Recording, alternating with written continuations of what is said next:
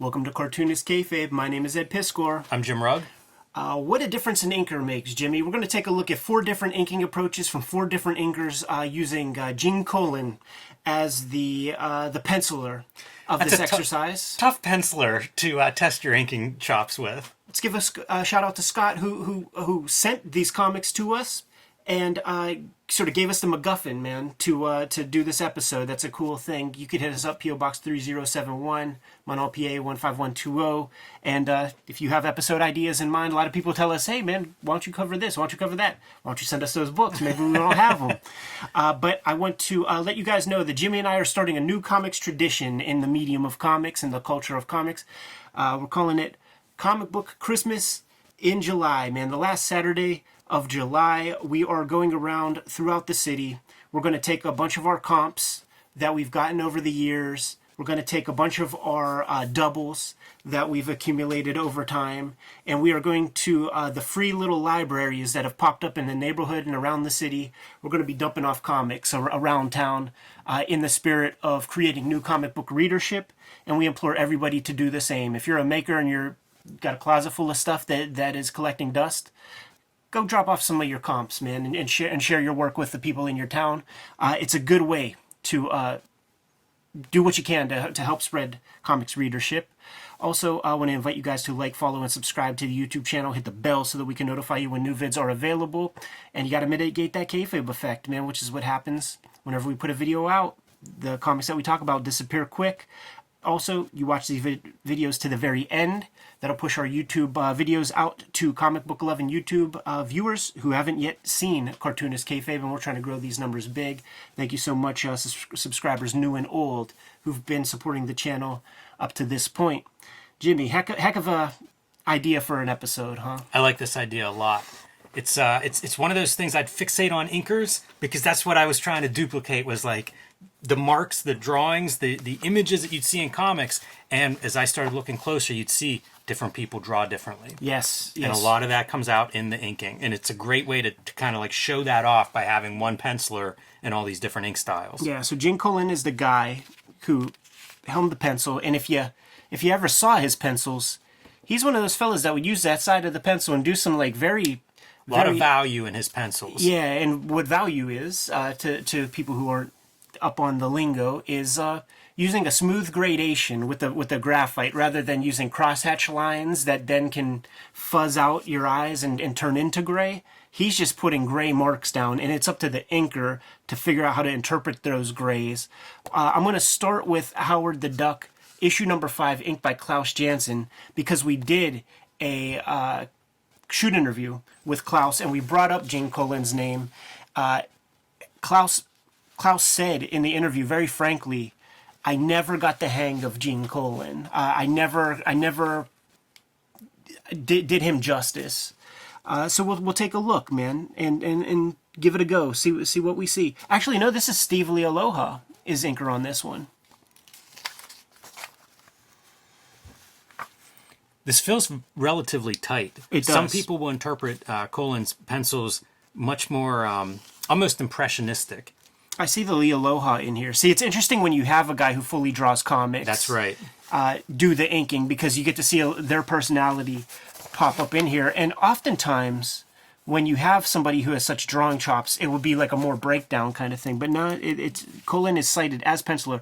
So imagine we should explain that real quickly. So you have penciler and inker, and that's to say that I did all the drawing in pencil, and now I'm handing it to the inker, and he's going to finish it. The breakdowns is a different thing because it's breakdowns and finishing, and that means I laid out the storytelling but very loosely. Yeah. And that finisher's going to go in and put the illustration part on top and figure out maybe some of the lighting, some of the textures, some of the stuff. The drawing part is going to get shifted over to that finisher. So imagine seeing this in gray pencil and these values fading out from black to white without any line art to illustrate that. This is how Lee Aloha interpreted it, giving those heavy blacks like underneath the lip because the lighting is clearly coming from this angle and the shadows are... I think this is a really attractive pairing. Yeah, not bad. These two. Not bad, man. I do wonder what Colan thought of Howard the Duck, because he was such a gothic drawer? Like, what kind of sense did he make out of this? Yeah, it is interesting because he spent a lot of time with the character. He must have liked it, even though it was a little bit strange. But he's also an older guy, so, funny animal stuff proliferated for generations. So it may have made sense, and it might have been really interesting to be doing a funny animal at a time whenever there weren't a lot of funny animal comics. I heard a lot of inkers would say stuff like, if they saw that the penciler would use straight edges and things like, and abide by perspective, that they would feel an obligation That makes sense. to do the same, to not like use a free hand to ink this stuff, and that's something that we have going on here. Yeah, again, I go back to, I'm using the word tight. Yeah. And we'll see probably some examples in these other books of Gene Colan, much less tight, but it's interesting to see it this controlled. Yeah, seeing views like this, like I know what Tom Palmer would do with this, and it's not what we're looking at right there. Yeah, there are some decisions that Steve Leola has to make. You mentioned it earlier, like how do you interpret that value of gray? And you see it a lot in that face. And this could be where the disconnect comes in sometimes, man, because like what is that? Does that little dark piece like need to even be there? Right. Yeah, a lot of shading on that child's face. Yeah, he's got a big divot. Replace your divots. Oh, I think this is the 17-page era. Oh, dude, is that granny from Goonies? Wow. It really looks like her, doesn't it? It's a heck of a face. It doesn't feel like that, I have one version of women faces and one for men. Like, that's a different character. It's pretty good. I mean, I figured out what it is, man. Gene Colan plus Steve Leola equals Jack Davis. Pretty cool, man. Leola's putting some zips on there. That's something that I associate with Tom Palmer's inks on him. But he only used it on that one spot, as far as I could tell. Oh, a wrestling storyline. Yes, I think that might be one of the reasons why this issue was chosen as well. It's that Luthez kind of wrestling too, man, where the guys just wore simple tights before cartoon wrestling. Like some of this I think is indicative of probably interesting pencils that you're trying to interpret. Yeah. Oh, yeah. Boom. So that's Lee Aloha. Let's see who we have here. Is it going to be like Gil Kane or somebody? Tom Palmer. But we might get several Tom Palmers from different eras. I'm a big Palmer mark for Gene Colan, for Neil Adams. I think we just looked at John Byrne inked by Tom Palmer, and I thought it really stood out and looked sharp. So this is some time before Tomb of Dracula is going to begin. This is 1971. These guys are finding their footing. They're developing their rapport so that they can, because they are an inseparable team in Tomb of Dracula. But that work is not this work. There's something timid. There's something reserved about the Gene Colan we're looking at here compared to that Tomb of Dracula stuff. And honestly, I think same with the Tom Palmer inking. It feels more. Do you know when Gene Colan starts? Like, wonder how young he is whenever he's doing this. This is 71.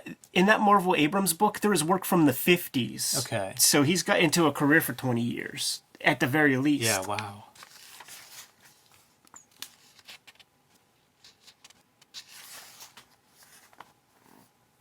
Another hallmark of Colan is these heavy shadows. Yes. So you get to see, like, this would be a choice of an inker interpreting the shadow in this way to do your hatching. When you see this, makes me think that Tom Palmer is a fan of like the Stan Drakes and the Alex Raymond, Secret Agent X9s and Very stuff. much, even in the jacket patterning.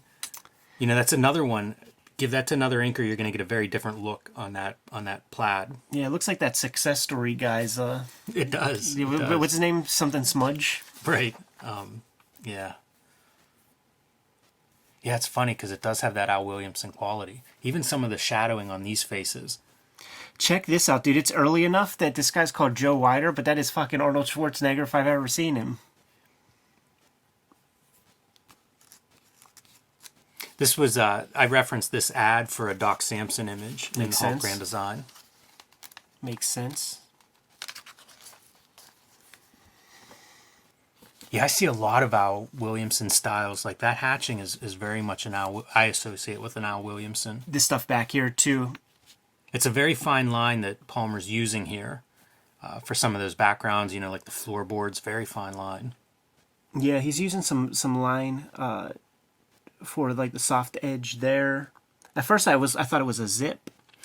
Some of this, whenever you were kind of talking about, early days of these guys working together, it feels, I don't know if restrained is the word. Like Gene Colan's such a stylist, or at least I think of him as very stylized, but this almost feels like you're reining it in. Like this is a good page for what I'm talking about, where these are very realistic figures, the clothing, the folds, they look very almost modeled. Yeah. I don't think they are probably, Right. but they have that quality, and it's something that an inker can swing, can Yes. really kind of influence that. It is funny because all of those human figures, yes, but then when we start to see this, there's like a pressure to Kirby it up or something. I love the way that he would do Daredevil for that reason. Like he really would twist them around. Yeah, it's the drawing compared to like the drawing of the other guys. Like, see, it's like that's clearly Gene Colan, but this is like him doing a version of something that he's not 100% comfortable with. This is really interesting marks by Palmer, because I think normally you would have those sharp edges that go in, like a like starburst kind of thing. And instead he's got these fine lines that he's almost hatching in there. And this could be a Stan Drake. Yeah, this feels a lot like that high contrast photo reference style. That cityscape panel. Yeah. And why not when you got to draw characters under a marquee? Fuck. Why rule that out? It is bizarre to go from that kind of like high contrast photo to this Daredevil figure. Cartoons. Yeah.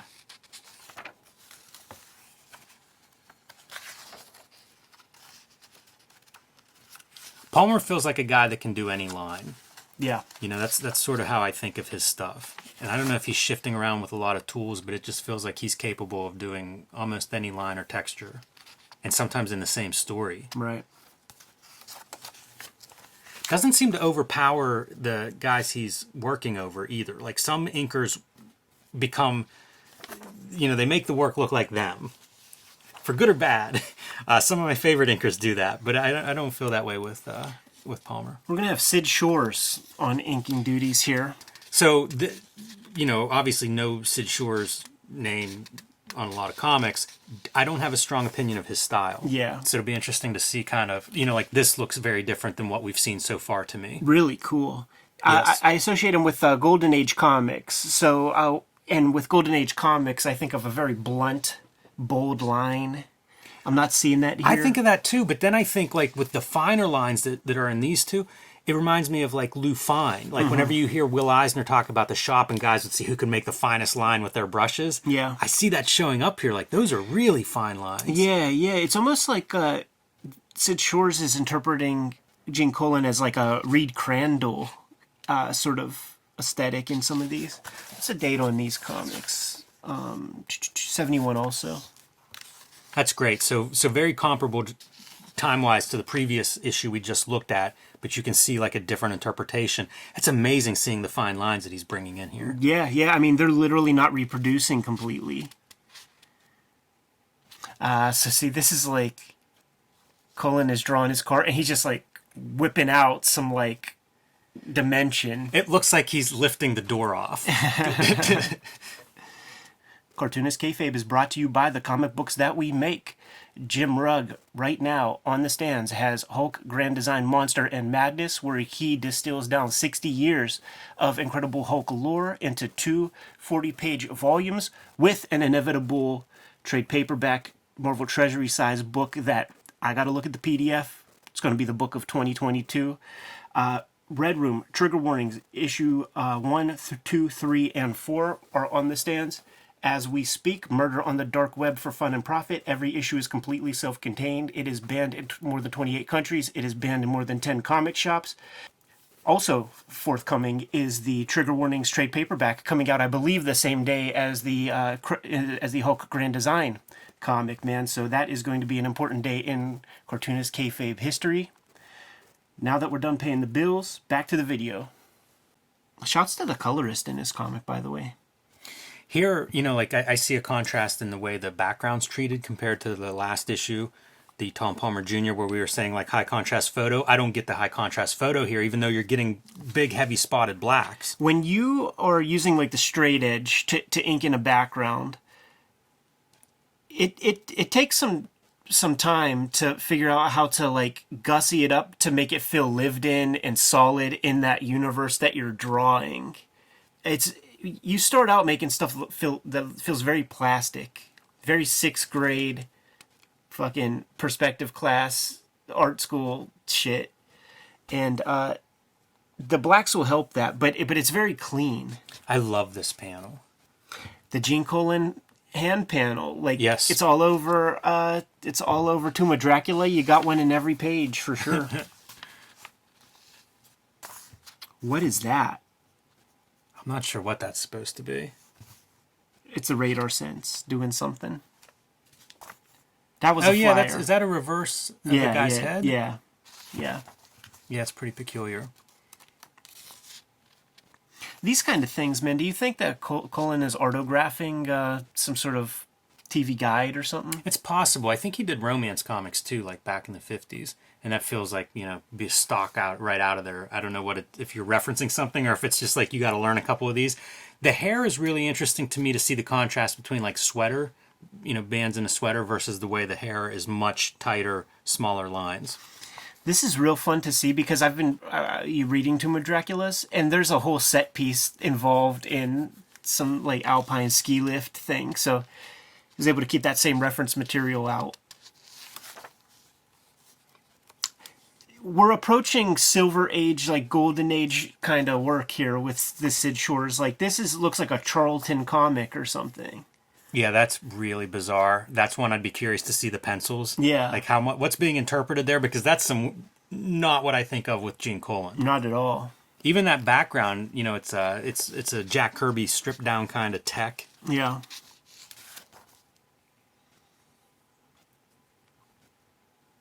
This is where I can almost picture the shading that's being interpreted there. Sure. Where it'd be like two layers of next to each other of him using the side of the pencil to kind of like feathering it out. Yeah. We've seen those kind of pencils. Like go look at Nathaniel Dusk or something. You'll see these marks. How about that, man? The Nathaniel Dusk Artist Edition. This rules. I love that. Yeah, I love that whole panel. You must die. That rules, That's man. Great. Look at how twisted up Daredevil's figure is there. Oh yeah, yeah. He's good at that, man. This is the shit that would make Jim Shooter nuts about Gene Colan. No 3-panel pages. And I adore that page. All of it. The close-up leg coming at us. This is just wild. Probably that's another one. If you saw the pencils, it'd be quite a departure from the inked version that we're seeing. When you see those pencils, man, like I to this day, I get the feeling of like, where do you begin? Tom Palmer, where do you begin with this guy? So true.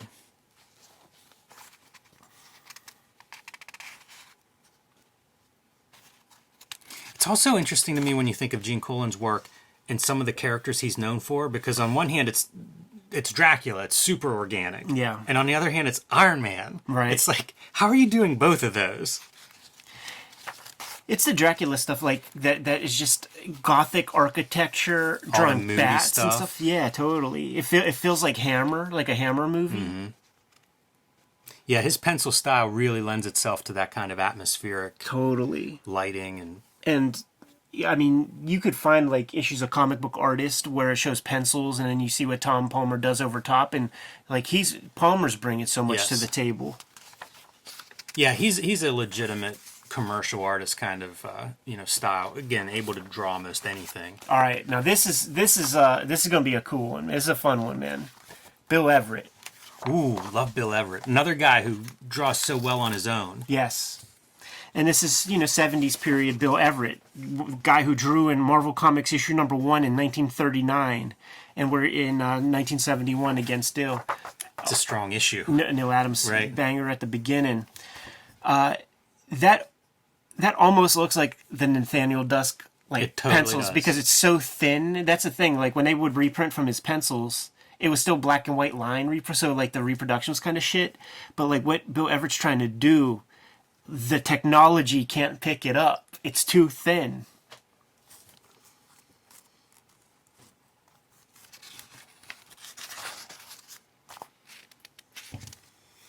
In terms of the overall structure of how the face is built, you could see the Colan in it, But then when you get these like bold lines like this, and like these weird kind of strokes, it becomes something else. Yeah, definitely. This is, I think, a lot of interpretation on the part of the inker, in that I can only, again, imagine what the pencils look like. Yeah. But it's like going through slushy snow combined with the motion of the car. It's a lot of just lines that are suggesting texture and motion at the same time. That's a tough line to figure out. Yeah. Same with, showering. Like you're getting like water in motion. This hair is getting away from Bill Everett a little bit. Yes. Yeah, there's a lot of wild stuff going on in that drawing. Some of the shadows under her arm and towel. Doesn't that look like fanzine art right here? Kind of does. Yeah. Everett doesn't know what to do with this guy. Like, it doesn't seem like a comfortable fit. I would love to hear more inkers talking about Gene Colan's pencils. Yeah. I remember talking to Kevin Nolan about it one time, an inker I really like.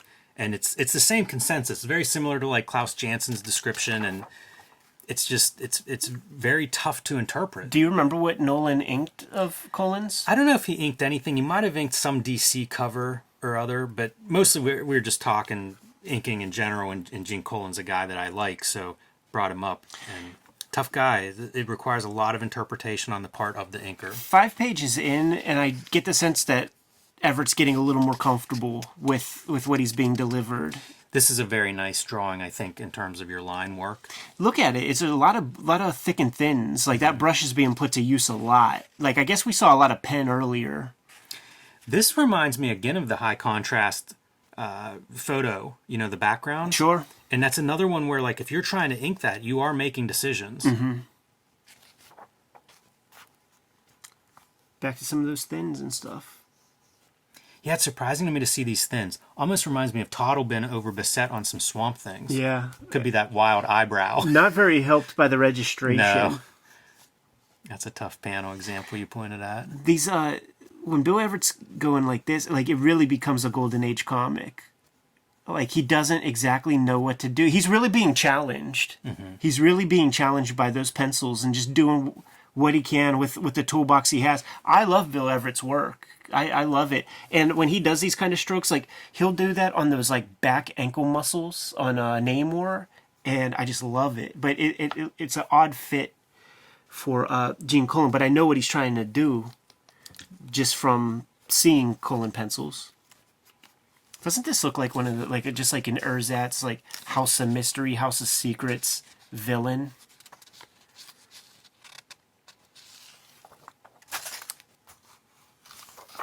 Oh, I was nodding my head, yes. My dad would go, "Can't hear your head rattle, son." That's true. That's the perils of recording late. Yes. This feels extremely Gene Colan. It does. The sleeves, the folds, fabric, glove, all of that. Yeah, the camera angle. Mm-hmm. Yeah, the hardcore Colan will show up. The twisting of the figure. Mm-hmm. There are a lot of these moments that have that quality. Heck of a drawer, man.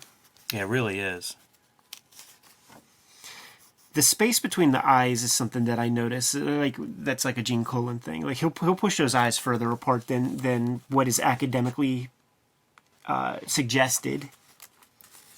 Does not slack on those backgrounds ever. Pretty cool exercise, man. Taking a look at Gene Colan with 4 separate inkers. Man, it makes me wonder too, like having all these different inkers in a relatively small window here, and probably a few more we could think of or produce, if you wanted to keep expanding this out. Are these inkers just like pushing on? Or is that a tough assignment? They get Gene Colan and they're like, oh, what else you got for me, editor? Yeah, man, you earn your stripes, inking some Colan. Yeah, we mentioned Tom Palmer as being a guy we associate with him, but after that, I don't know who. It seems like it's just whoever you can get on that particular book at the time. Like Colan and like Neil Adams are the guys I think of as being like the challenging pencilers because they stretch their guys. Yes. And it's for the same reasons, man, because they just are not drawing for black and white line reproduction. But you got to get your Dick Giordano's to do that. I wonder if Dick Giordano ever gave Colan a try whenever he went to DC and did Saturn from Samus or whatever the fuck that weird comic is that you find in Yeah. the quarter bins all over the place. Yeah, it wouldn't surprise me if, because Giordano guy like inking on Neil Adams would make sense to give Colan a chance. Al Williamson's another one, and I feel like I've seen Al Williamson on Gene Colan, although it's not coming to me the book, but that feels like a pairing that would make sense as well. And, you know, for fun, like, I like to imagine Scott Williams trying to go through a Gene Colan, because it would be a very different look. And you might find some stuff like the pen nib inkers of the 90s where they're paired up with a Gene Colan. One of the funner guys, if you're going to look at inkers, one of the fun guys to look at. Yeah, for sure. And definitely a fun exercise, man. Kind of inspiring to check this stuff out, man. You good to go? Yep. Kayfabers, man. Comic Book Christmas in July is the last Saturday in July, and we want you to drop off some comp copies in your free little local library. Drop off your doubles at those little free libraries that you have popped up around your neighborhood and in your town. Want you to like, follow, and subscribe to the YouTube channel. Hit that bell so that we can notify you when new vids are available. What else do you have out there, Jimmy? Hulk Grand Design Monster and Hulk Grand Design Madness are in comic book shops now while supplies last. It's a retelling of the 60-year history of the Incredible Hulk by me. I'm writing, drawing, coloring, lettering, the whole Grand Design scheme there. And join me on patreon.com/JimRugg, where you can see more of my original art and process and download some of my out-of-print zines and mini comics. Red Room Trigger Warnings, issue 1 through 4, is in comic shops right now. Murder on the Dark Web for Fun and Profit is the name of the game. Every issue is completely self-contained, so if you see an issue, grab an issue. Like the issue that you read, grab another. Man, you're going to get a complete story in each. Banned in more than 28 countries, banned in more than 10 comic shops, but hit up my link tree in the description below this video. You're going to be able to order and pre-order current and future Red Room comics through Fantagraphics, and you can hit up my Patreon in that link tree also to check out the archive of comics, read everything online right now.